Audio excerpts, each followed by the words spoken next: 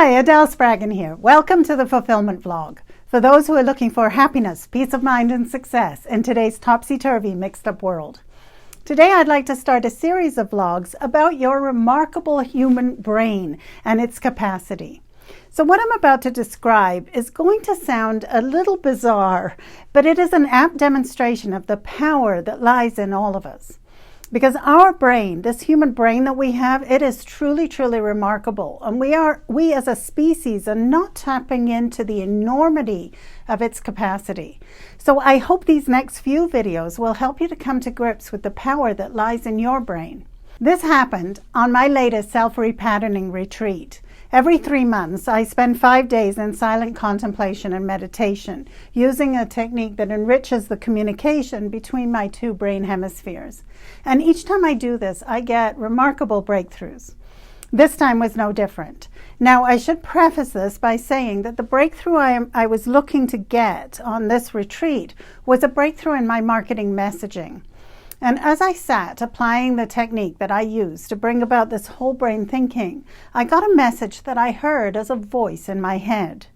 The voice said, "Go and change the conversation from one of dichotomy to one of paradox."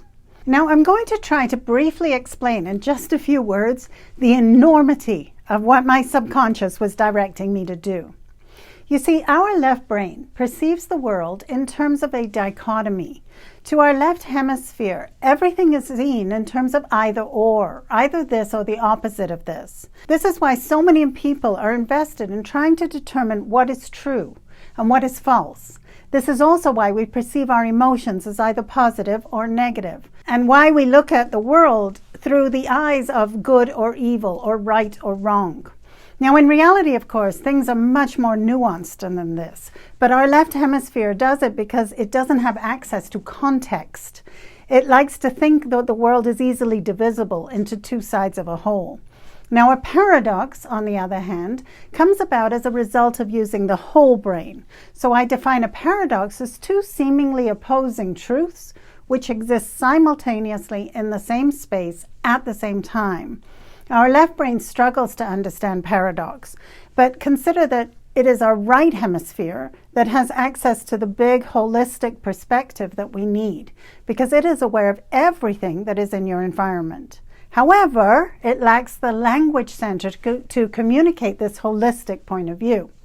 So this holistic understanding is there, it is there all the time, and it sits beneath left hemisphere's partial partial perspective of either or. So what the left brain tells us is an easy divide between right and wrong, black, white, truth, fiction. Right hemisphere is able, when we can tune into it, to provide the needed context that we need. Okay, now back to my story. So here I am, sitting in this deep state of surrender, repatterning my stuckness around my marketing message, and I hear this internal voice telling me that I must change the conversation from a dichotomy to a paradox. And I am annoyed. Yes, that's right. I am pissed because I understand the enormity of this request. So when the hour ended, I got up and I immediately headed out for one of my walks. Now, the other thing you need to know is that I have rented an Airbnb that is sitting in the middle of an apple orchard. I am walking between rows and rows and rows of apple trees, 12 acres of apple trees to be exact. And as I said, I am annoyed. And so I find myself talking and walking. "Why don't you go and pick on someone your own size?" I expressed aloud. "I'm 58 years old. Go change the conversation from dichotomy to paradox. You've got to be kidding me. Me? Change a conversation that's at least 2,500 years old, if not more? Ha! Again, go pick on someone your own size." Well, I'm stomping up and down these rows and I'm really mad. Now, as I said, what I'm about to say is going to sound bizarre. It isn't. Your brain, when it's functioning optimally, is capable of doing remarkable things. So the next thing that happened was my feet began walking me. In other words, the subconscious or unconscious regions of my brain took over and compelled me to walk to the center of this orchard. I wasn't choosing to go that way. I was being propelled that way by something that was moving through me. Now, the orchard has at its center this large flat-topped hill, and it slopes down on all four sides. And from this vantage point at the top of this flat hill, I could see the entire orchard surrounding me. So I get to the top and I'm standing there. Now, I'm still ticked off. I'm still annoyed. I'm still irritated by the enormity of this task. It just seems outrageously huge to me and way too big for the small me to carry it out. So in this irritated tone, I say, fine, you got me here. Now what? And my subconscious again took charge. And I feel myself turning slowly in this circle. Now, as I can see, as I'm looking out across this entire orchard from this viewpoint, I see that circling every inch of this orchard, all 12 acres, are these enormous, majestic trees. Truly majestic. And these trees are towering over the orchard as if they are protecting it. Okay, at this point I'm starting to soften a little bit, but I'm still irritated. Okay, I said, I get it. I'm not alone. So is that it? Is that what you have to show me? No, I get it. I'm being a petulant child, okay? But that's how I felt at the time. And no, that was not all of it. I look over, and in the corner of the orchard, the rows stop. So it's mowed in rows like this. And in the corner, there's this windy path, as if somebody mowing the lawn got bored and just started to meander and have a little fun. So there's this windy path that loops in and out of the apple trees. And again, I feel my feet start to move me in that direction of that windy path. Now, there's something else that you will need to know about this orchard. Two things, actually. First, it has been hit by a late frost, and the frost has killed all the flowers, and with it, all the potential apples. So there's no apples anywhere in this orchard. And I know this because I've been looking for signs of apples for the last 3 days as I've been walking. The other thing you need to know is that there are tent caterpillars dripping from every tree. This year in Ontario, where I live, there's been an infestation of tent caterpillars, and they are eating every leaf in sight. So now, back to my story. Here I am, off now the straight rows, and I'm now following this windy path, and suddenly I find myself coming to a full stop in front of one particular individual tree. Now, to me, it looks like all the other 1,000 trees I have passed. So I lean in and I go, okay, what's so special about this tree? Now, again, I'm still a little annoyed, but I'm starting to feel a touch of curiosity at this point too. So I find myself wondering, why this tree? What's so special about this particular tree? And I start looking more and more carefully at this tree. So the first thing I notice is that there is a cluster of chrysalids attached to the trunk. Now, I happen to know that chrysalids are butterflies. They're not formed by these caterpillars which are covering the tree. And so this cluster of chrysalids is interesting. There is still one that is still perfectly intact. The rest, maybe 8 or so, have already broken open and they've released their butterflies. All right, I'm thinking to myself, transformation, butterflies, I get it. Still a little annoyed. But I'm beginning to start to be a little bit impressed by what my subconscious is showing me. So again, I ask, is that it? And I feel this overwhelming, strong compulsion to keep looking at this particular tree. I'm missing something. So about now, my irritation has been turned into curiosity. What is it that I'm supposed to see here amongst these branches? So I start looking really, really closely, studying every little branch as I go down the tree. And then I find it. 2 baby apples hidden amongst the branches just above my eyes line. Now think about that.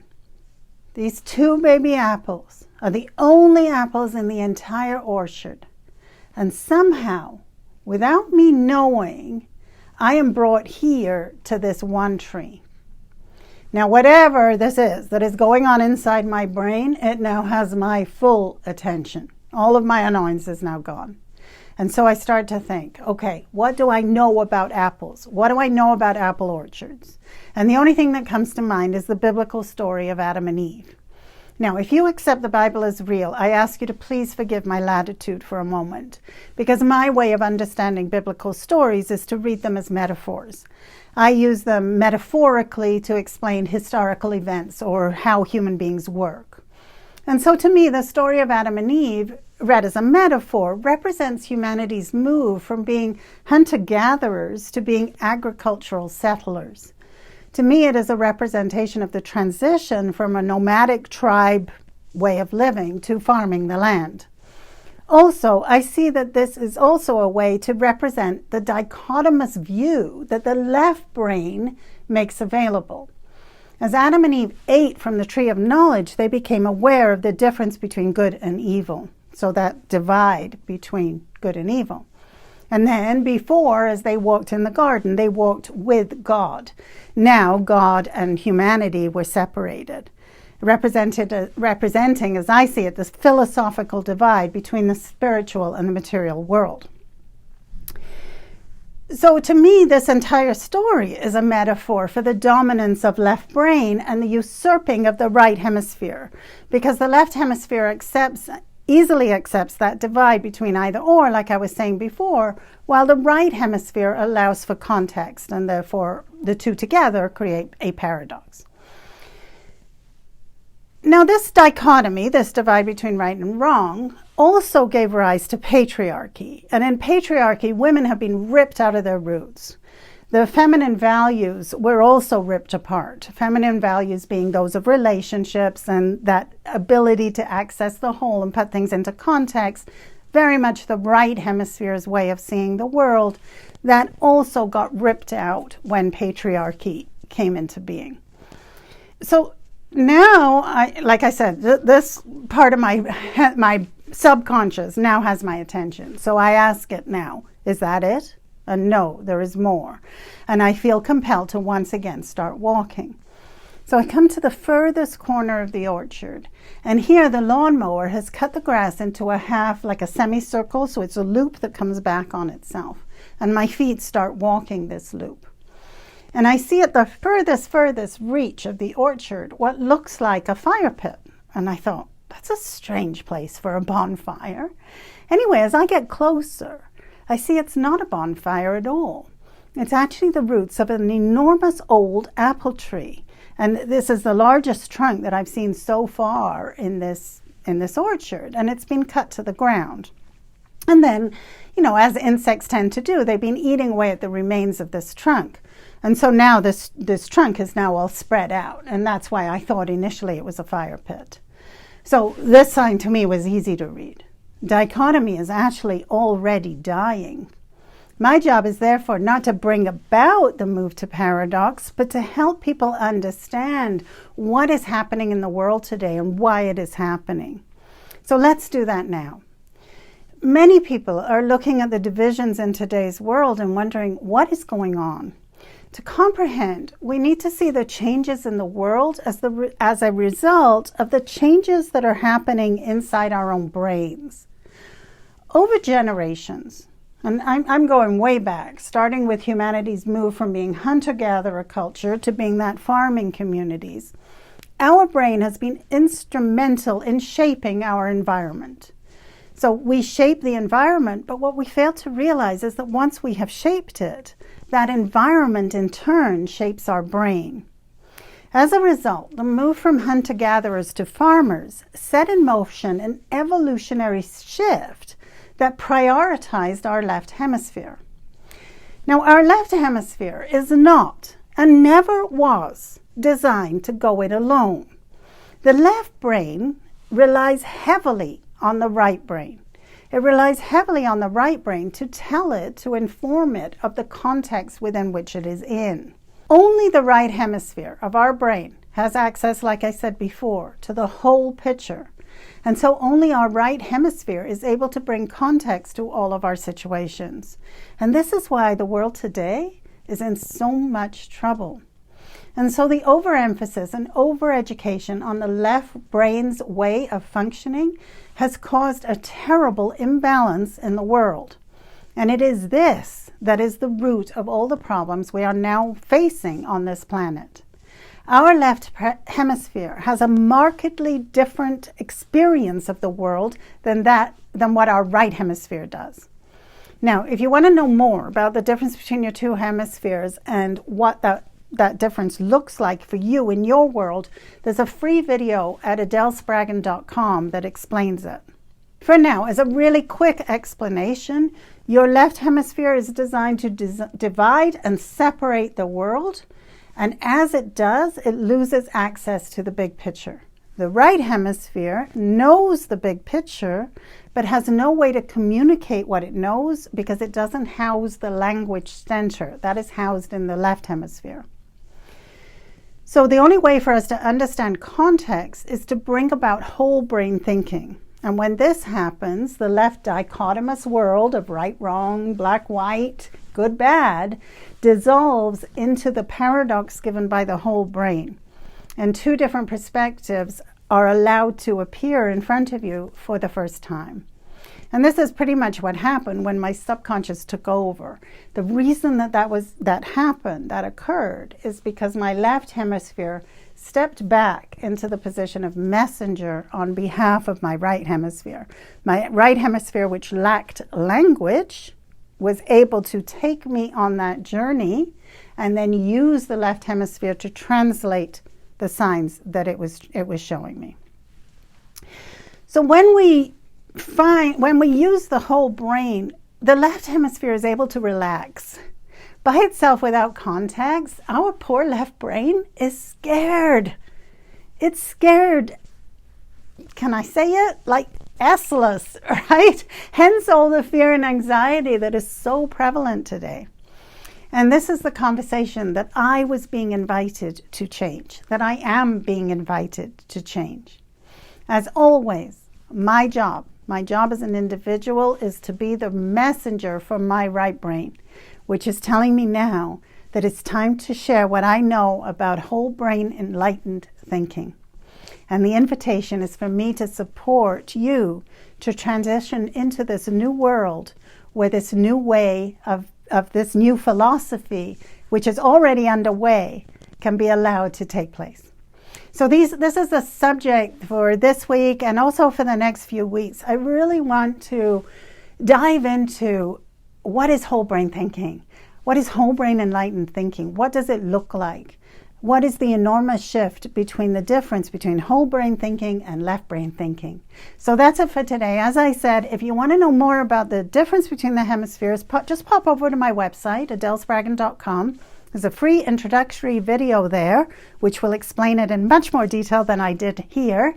And meanwhile, take care of you, and I'll see you soon.